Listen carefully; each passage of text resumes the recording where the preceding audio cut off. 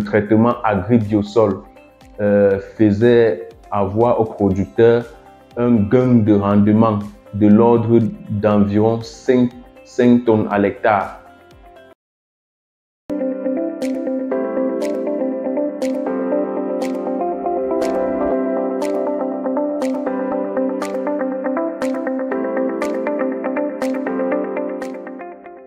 Bonjour à tous, je suis Monsieur Jaurès Feuchiongemfo. Je suis ingénieur agronome en service chez Sunswim Irrigation Cameroun. Des produits agri-biosol, notamment d'un essai fertilisant avec les produits agri-biosol sur la culture du maïs, réalisé dans la région de la Damawa, plus précisément dans la localité de Borongo, aux environs de Ngaoundéré. L'essai mettait en évidence la gamme des produits agri-biosol sur la culture du maïs et il fallait faire une étude comparative entre les effets des produits agri-biosol et ceux d'un protocole de fertilisant classique en fait, utilisé par une entreprise de la place. Le protocole de cette entreprise en fait prévoyait d'utiliser du NPK 14-24-14 à la dose de 200 kg par hectare. On associait cela à 150 kg d'urée, autant pour moi. Par contre, le protocole agri-biosol mettait en évidence une gamme de produits associés à 250 kg d'urée. Alors, les travaux de mise en place de cet essai ont débuté dans la période du 27 mai 2023. Alors, le premier jour, la descente sur le terrain, c'était destiné à... on devait découvrir en fait le site qui avait été préalablement préparé par des partenaires. Le site a été labouré, accompagné de mon collaborateur de la structure en place. Il fallait que nous venions délimiter les parcelles. Je rappelle que selon le protocole d'essai, en fait, nous devions avoir des unités expérimentales de 37,5 mètres carrés chacune et il devait avoir 52 unités expérimentales, vu que l'essai mettait en évidence 12 traitements. Les 12 traitements étaient repartis de telle manière qu'il y avait des témoins, il y avait des traitements classiques de la société. Ça devait présenter le NPK 14-24-14 à la dose de 200 kg par hectare associé à 150 kg d'urée. C'est ça que nous appelions protocole classique. Et par ailleurs, ce protocole classique devait être testé à différentes doses. C'est-à-dire quoi? Il y a des parcelles sur lesquelles on mettait un quart de ce protocole classique. Il y a des parcelles sur lesquelles on mettait un demi de ce protocole classique. Il y a des parcelles sur lesquelles on mettait 75% de ce protocole classique. C'est-à-dire, au lieu de 200 kg de NPK, par exemple, sur une parcelle qui devait recevoir 50%, on mettait plutôt 100 kg de NPK et 75 kg d'urée. C'est comme ça que ça se présentait. Également, au niveau des parcelles agri-biosol, il y avait cette possibilité-là. Des parcelles qui devaient recevoir, je dis n'importe quoi, 1 litre de produits. Sur des parcelles qui devaient recevoir 50% des produits agri-biosol, on mettait plutôt des millilitres et 3 quarts. Et d'autres parcelles, à l'arrivée, on faisait des combinaisons de produits. C'est-à-dire, on avait agri-biosol à 50%, classique à 50%. Ça, on mettait sur une parcelle pour voir toujours comment le maïs se comporte lorsqu'on associe agri-biosol au classique. Différents pourcentages. Il y a des parcelles qui avaient des 100% agri-biosol plus 100% classique. Donc, ça veut dire que ces parcelles avaient 2 fois la fertilisation en fait. Donc, c'est ce qui était décrit. Maintenant, nous devions diviser notre site en 52 unités expérimentales. Chacune des unités expérimentales, comme je disais, devait mesurer 37,5 mètres carrés. Ça, c'est l'activité qui a été faite le premier jour. Alors, s'agissant du jour 2, comme je disais tantôt, nous avons effectué le traitement des semences. Les semences devaient d'abord être traitées. Les semences des parcelles qui devaient recevoir le fertilisant Agribiosol devaient être traitées d'abord à l'insecticide Actara, puis traitées au Seed-On. Le Seed-On, c'est un produit développé par Agribiosol pour augmenter le pouvoir germinatif de la graine et faciliter l'enracinement au moment de la formation des plantules. Donc, les semences destinées aux parcelles Agribiosol devaient subir ces traitements. On a traité les semences à l'insecticide Actara, d'abord pour les protéger, et par la suite, on les a traitées avec l'activateur de semences Seed-On. On les a étalées à l'air libre pour laisser les produits adhérer sur la semence. Alors, les jours 3 et 4 étaient destinés au semis de notre maïs. Alors, sur des parcelles devant recevoir les traitements classiques, NPK et urée simplement, nous avons semé également le maïs sans avoir besoin de faire aucun traitement. Le maïs était semé à raison de 2 graines par poquet. L'écartement entre les lignes était 75 cm et entre deux plants sur une même ligne était 22 cm. Et le démarrage devait être effectué à la levée pour ne laisser sur le site que le plant les plus vigoureux. Alors, sur les parcelles devant recevoir les traitements Agribiosol, comme je disais, leurs semences avaient été préalablement traitées avec l'insecticide Actara et l'activateur de semences Seed-On. Nous avons procédé au semis, puis nous avons appliqué le Castel à la dose de 40 litres à l'hectare. Castel, c'est un amendement de sol constitué de matière organique et du phosphore et de l'azote. Nous avons appliqué également du Regina, qui est un régulateur de sol, toujours un produit développé par Agribiosol.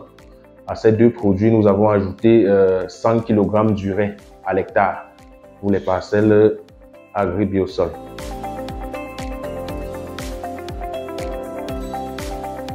Alors, revenu sur notre site expérimental en date du 21 juin, c'est-à-dire environ 3 semaines après la mise en place de l'essai, le premier constat fait est que le bloc numéro 5, sur lequel on avait mis en place 4 unités expérimentales, avait été vandalisé par les pèderies, ce qui fait en sorte que 4 parcelles de notre étude ont été endommagées.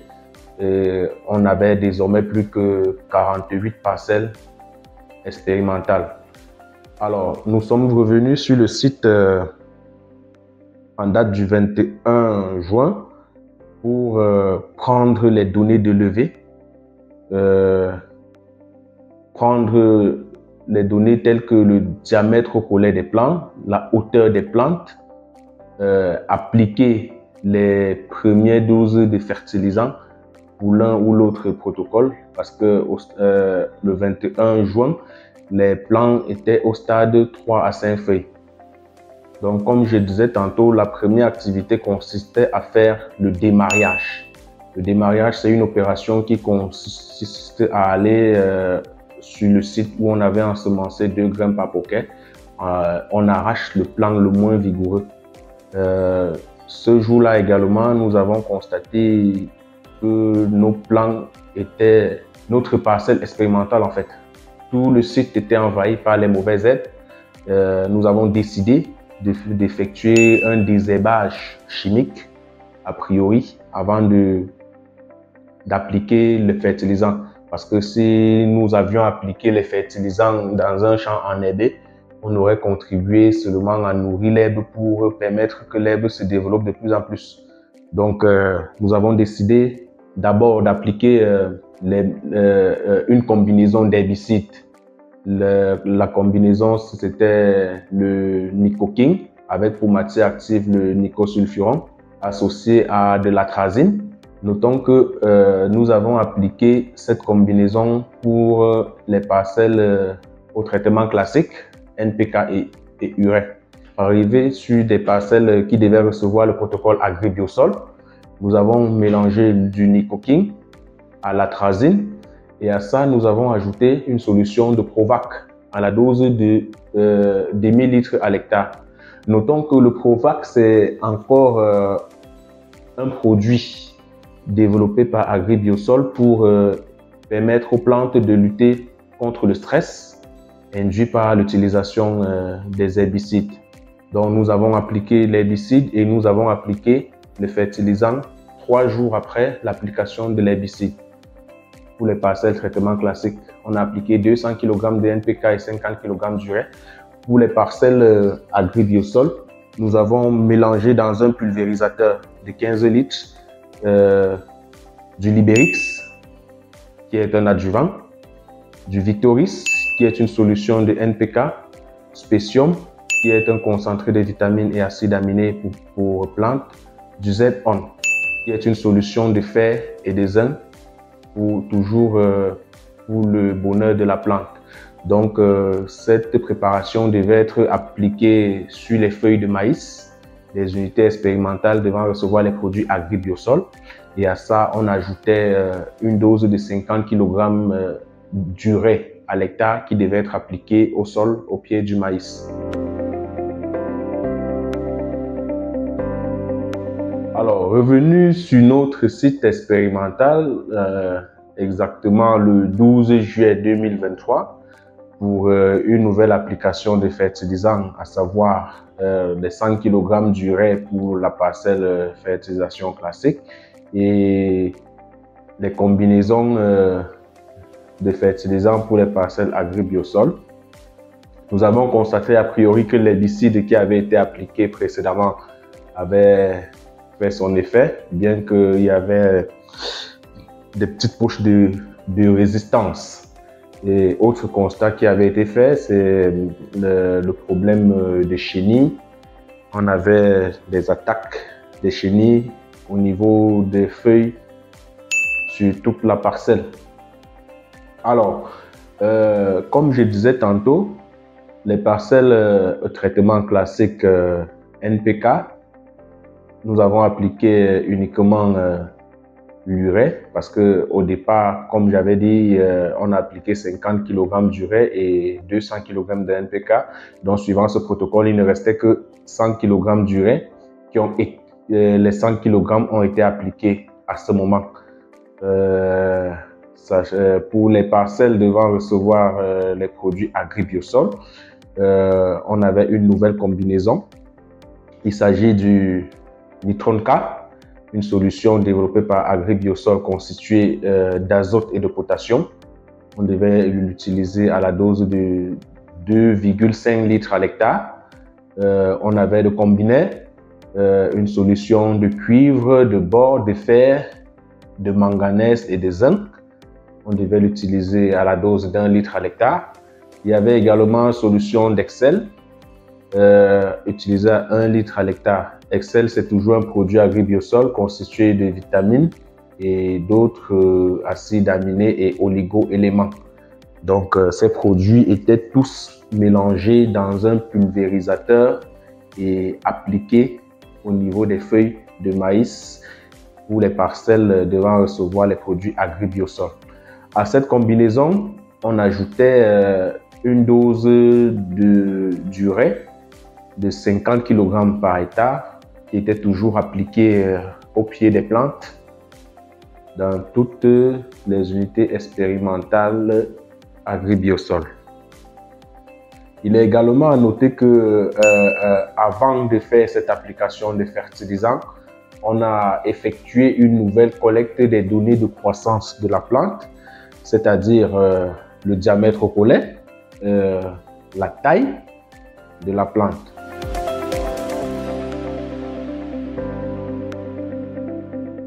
Passé cette deuxième application de fertilisant, le traitement insecticide a été réalisé sur la parcelle une semaine après notre passage. Là, il faut préciser que le traitement était identique pour toutes les unités expérimentales, donc il n'y avait aucune spécificité à ce niveau. L'objectif était en fait d'éradiquer les attaques des chenilles qui se manifestaient et étaient déjà visibles au niveau des feuilles.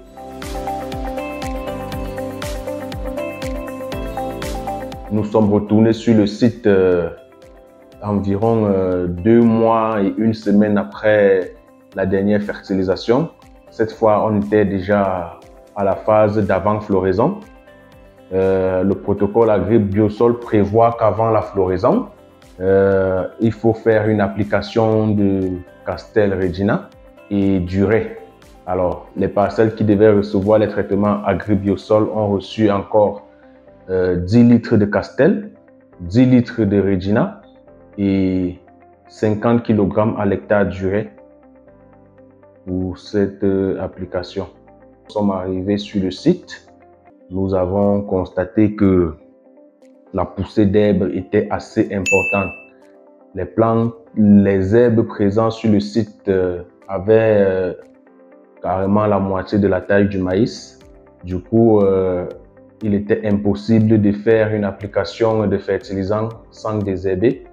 Donc, il fallait faire un second désherbage pour ne pas nourrir les herbes avec nos fertilisants.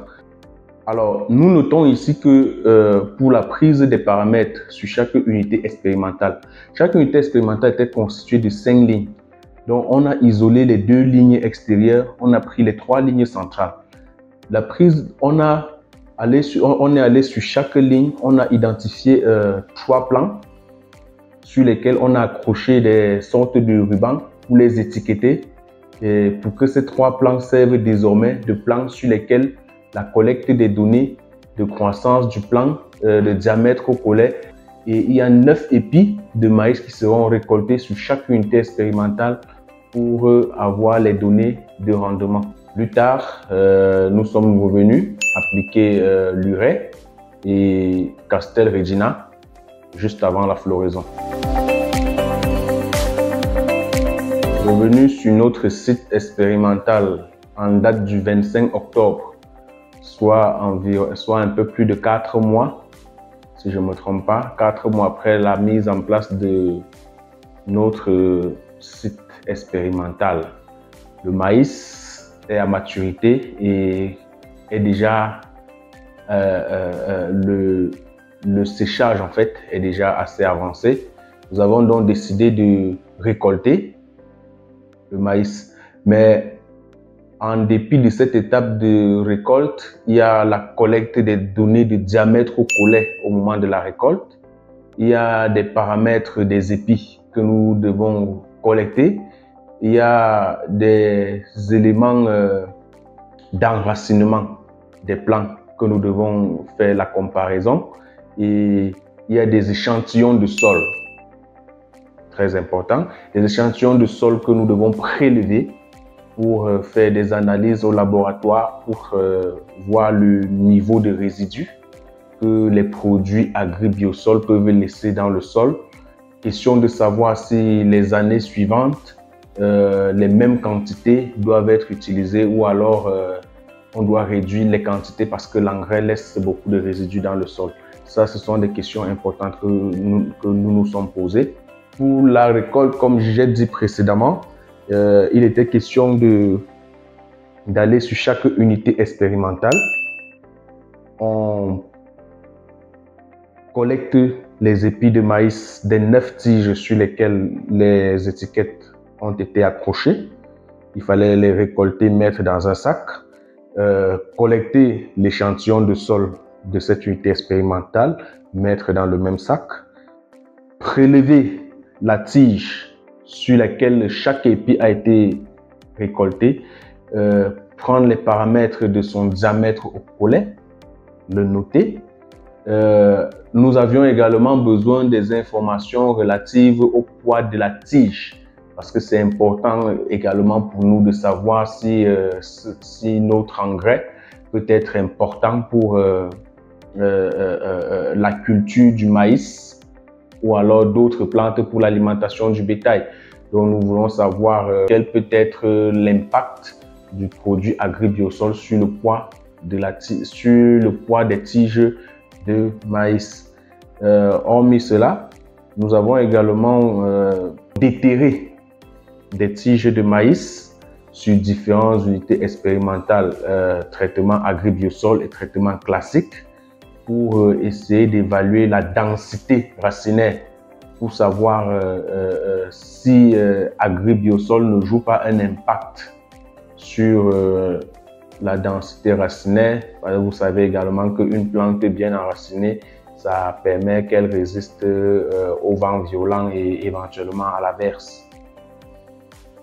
Alors, après avoir collecté comme ça les 9 épis de chaque unité expérimentale, nous avons ramené tous ces épis au niveau du magasin CFC.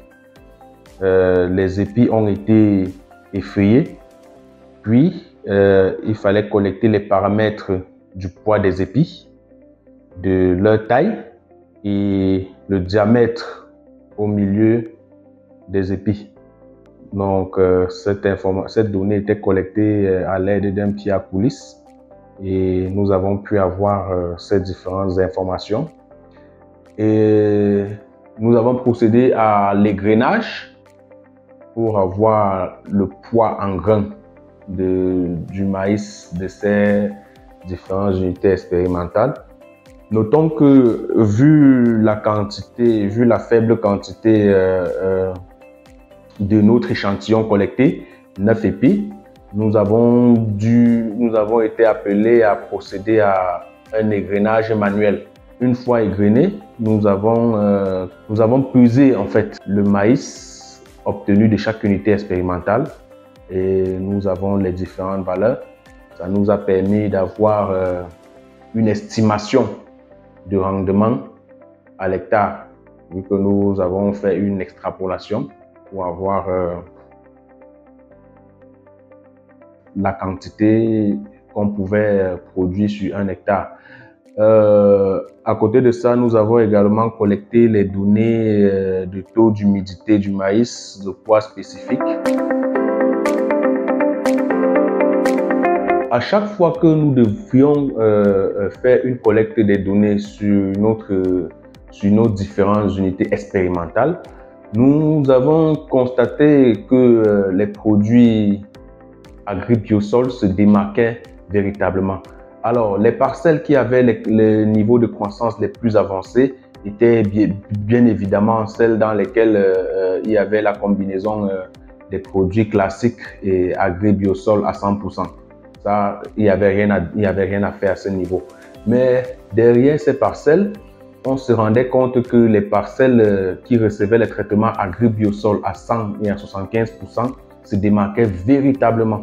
Lorsque nous avons fait passer un drone pour photographier le site expérimental, il y avait véritablement, vu d'en haut, une différence de croissance très perceptible entre les plants des différentes unités expérimentales. Au niveau de la floraison même, les parcelles ayant reçu les produits agri-biosol à la dose de 100% sont entrées en floraison bien avant les autres parcelles du site, ce qui témoigne de l'importance de ces produits pour l'agriculteur.